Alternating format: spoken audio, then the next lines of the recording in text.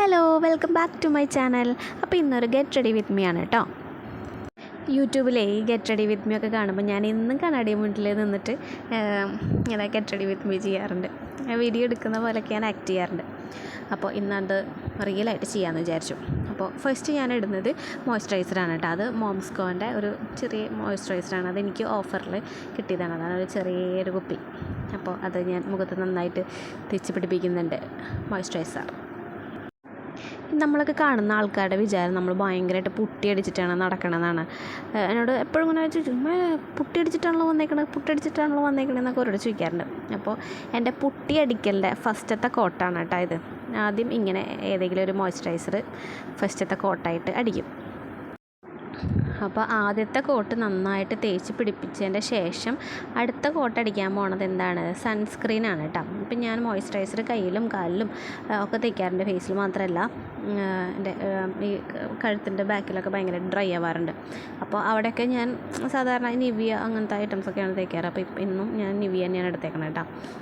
ഇതിപ്പോൾ കുറച്ച് ഒരു മാസം മുന്നേ മേടിച്ചതാണ്. സാധാരണ ഞാൻ മറ്റേ വലിയൊരു ഡപ്പ ഒരു പാത്രമുണ്ട്, വട്ടത്തിലുള്ള പാത്രം, അതിൽ തന്നെ നിവിയാണ് കേട്ടോ തേക്കാറ്. അപ്പോൾ അടുത്ത കോട്ടൺ നമ്മുടെ സൺസ്ക്രീനാണ്. അപ്പോൾ ഞാൻ ലാക്മിയുടെ സൺസ്ക്രീനാണ് കേട്ടോ യൂസ് ആക്കണത്. അപ്പോൾ ഞാനിങ്ങനെ തേച്ച് പിടിപ്പിക്കുകയാണ് ചെയ്യാറ്.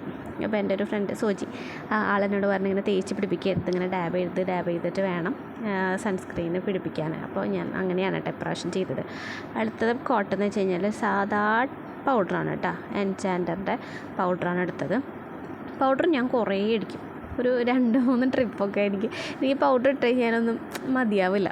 അപ്പോൾ ആദ്യം കുറച്ച് തേക്കും, പിന്നെ വീണ്ടും അതിൻ്റെ മുകളിൽ കുറച്ചും കൂടെ ഇടും.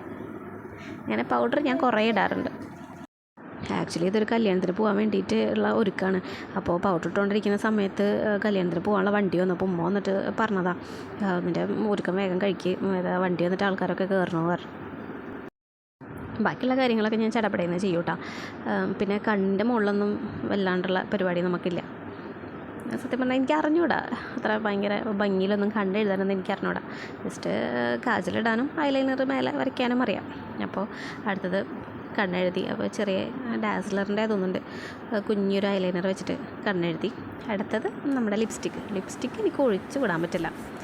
എവിടെ പോവുകയാണെങ്കിലും ജസ്റ്റ് ചാവക്കാടിക്ക് ഇറങ്ങുകയാണെങ്കിൽ പോലും ഞാൻ ലിപ്സ്റ്റിക്ക് ഇടും. അങ്ങനെ ലിപ്സ്റ്റിക്ക് ഇട്ട് പിന്നെ അവിടെ നിന്ന് ഇവിടുന്നൊക്കെ കുറച്ച് മുടി വലിച്ച് വരച്ച് ഇങ്ങനെ താഴ്ത്തിക്കിട്ട്.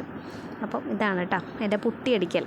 അപ്പോൾ എല്ലാവരും കണ്ടോളൂ, ഞാനും സംശയിക്കേണ്ട ഞാൻ എങ്ങനെയാണ് എത്രത്തോളമാണ് പുട്ടിയടിക്കണേന്നുള്ളത്. അപ്പോൾ ഇതാണ് എൻ്റെ പുട്ടിയടിക്കൽ. ഈ ചുരിദാറിന് മാച്ചായിട്ടുള്ള ഷോളൊന്നും എൻ്റെ കയ്യിലുണ്ടായിരുന്നില്ല, അപ്പോൾ ഉള്ള ഷോളൊക്കെ വെച്ചിട്ട് അഡ്ജസ്റ്റ് ചെയ്തു. അപ്പോൾ ഇതാണ് ഔട്ട്ഫിറ്റ്. അപ്പോൾ വീഡിയോ ഇഷ്ടമായെങ്കിൽ ലൈക്ക് ചെയ്യാം, ചാനൽ സബ്സ്ക്രൈബ് ചെയ്യുക, സപ്പോർട്ട് ചെയ്യാം. ബൈ.